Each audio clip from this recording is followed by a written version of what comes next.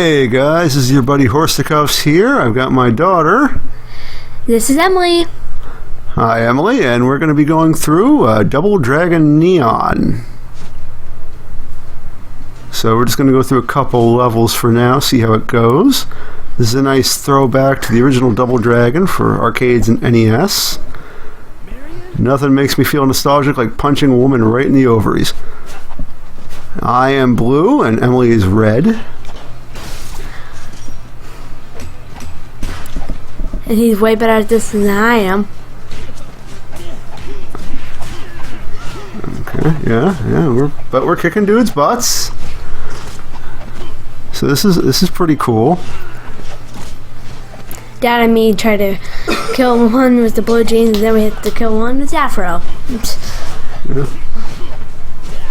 Yep. Okay. The animation is very nice. It's coming from the NES and the arcade version and all the million other versions. I think this is a nice homage and a good direction for the series to go. Now, the funny thing is, we are recording this, January 27th? Yes, almost January 28th. And in a few days, Double Dragon 4 is coming out. Yes, that's right, 4. You may remember there being a Double Dragon 5, which was a one-on-one fighter in the Street Fighter vein.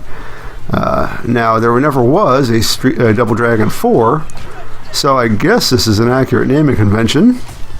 It's just kind of strange. The cool thing about Double Dragon 4 is that it uses the exact same sprites from the NES version. So that's definitely on my to-buy list. Well, Dad, I always wonder, while we're playing this, I always see those garbage bags. What do those mean? Do it mean anything?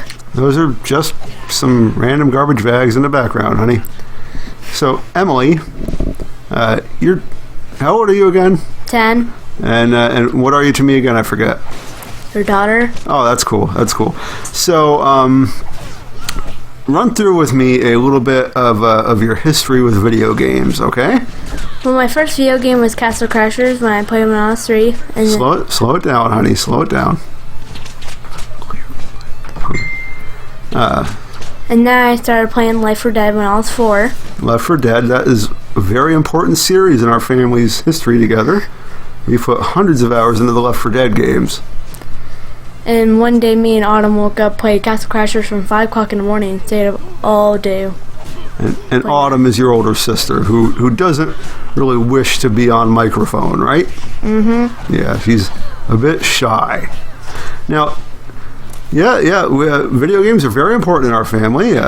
Now, you'll notice something cool, that power-ups in this game are meted out with cassette tapes, which is kind of an homage. This game is supposed to take place in the 1980s when cassette tapes were all the rage. That was the hot new thing. VHS tapes, cassette tapes, Betamax if you're fancy. So it's kind of a cool little convention. Now, you'll probably notice these young ladies are scantily clad. Why do you think the designers decided to make that be when they could have made these characters wear anything? I think in the 80s they were just trying to find a style that would fit them. Well, now, this is a modern game that is meant to look like the 80s, right? This came out in 2014, I believe.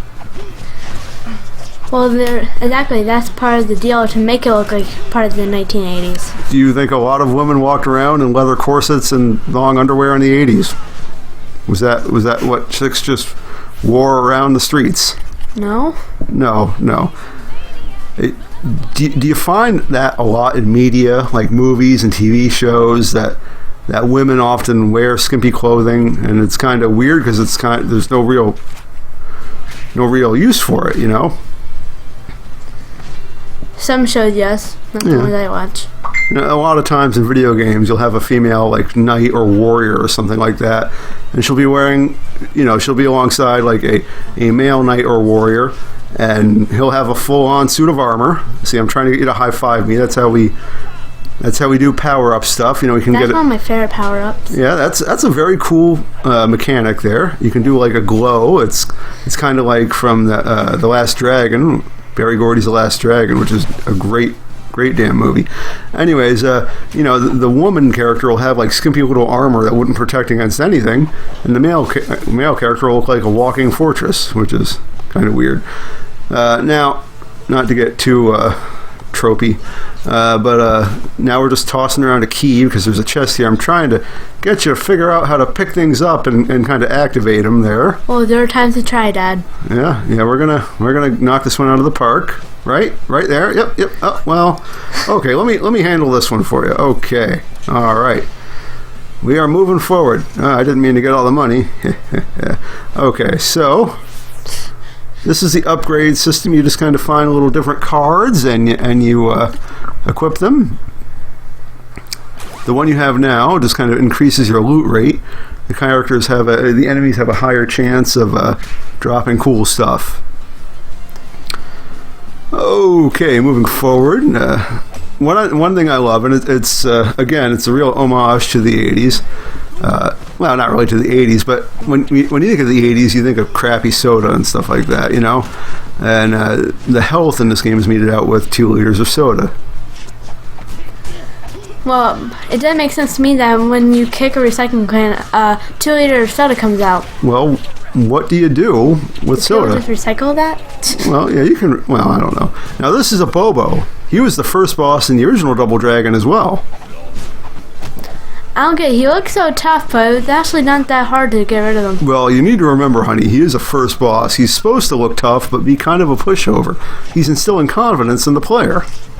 His job is to look mean and scary and let you kick his ass so that you feel like a tough guy. Well, my dad's just kicking over here. Well, you're helping. No, I'm not. Well, you're distracting him. It's cool to see a Bobo make a comeback. So, my one real complaint with this game is it's kind of hard to find the right spots to line up when you have to press the A button and get out of an area.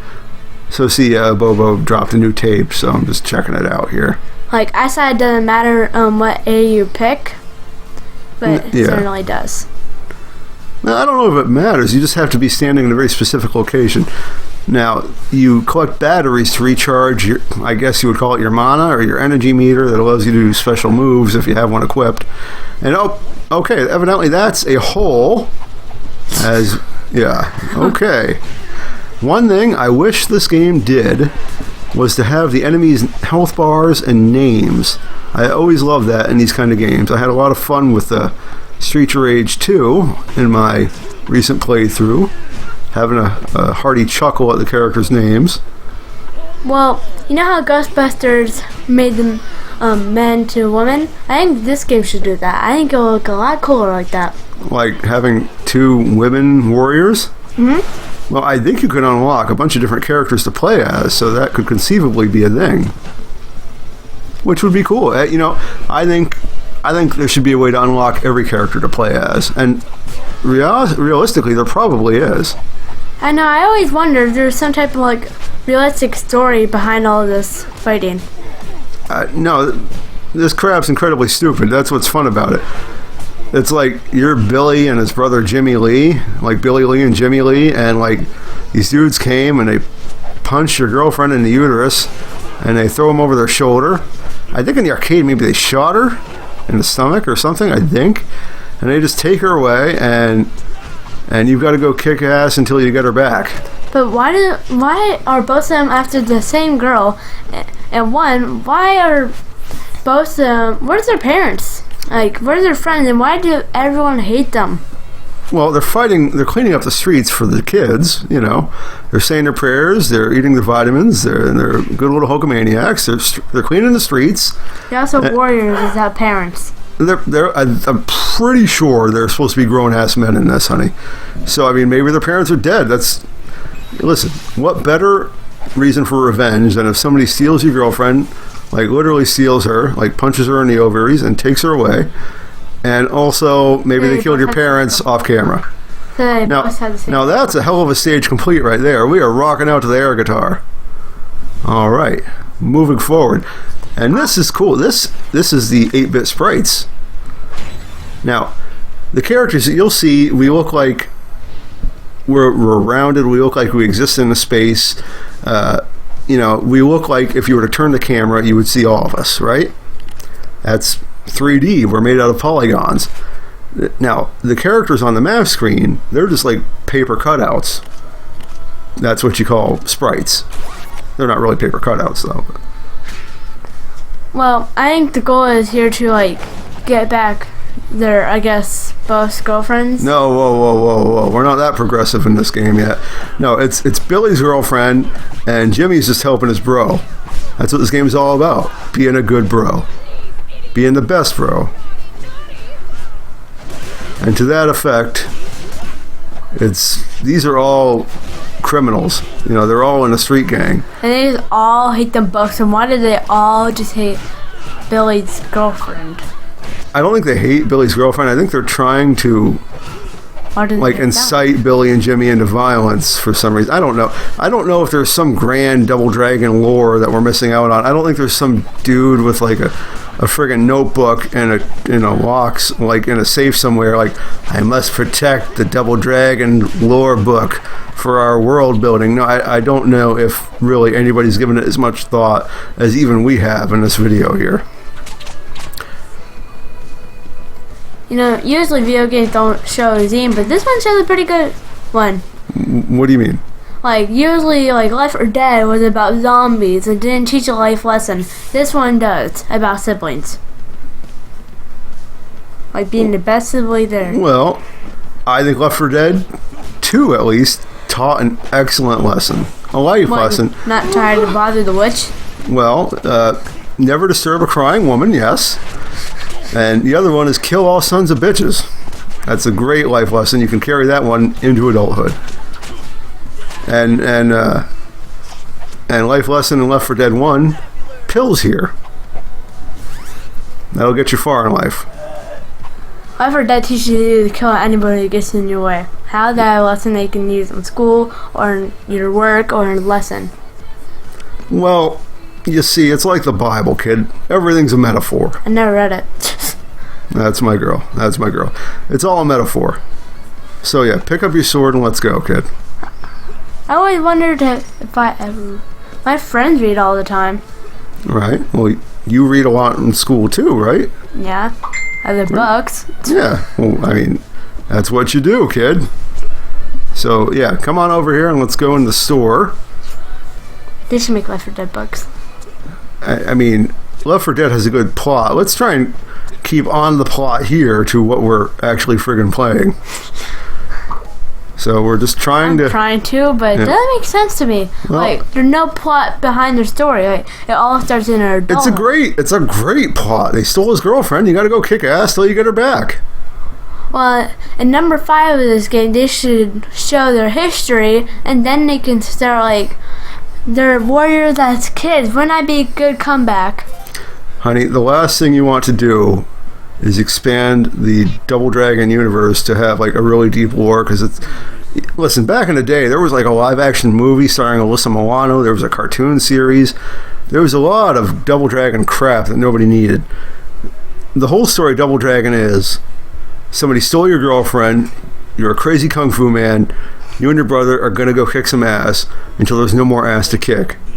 The end, credits roll. How do they learn to have jobs? Their job is kicking ass. Who did pay them? Damn it, the reward is kicking ass. They do it for the love of the game. Mm-hmm. There has to be some plot behind this story. We've established the plot is entirely we've got to kick ass for Jimmy's girlfriend. Not like when they were kids and when they were younger. Yeah, they learned karate, and that's it.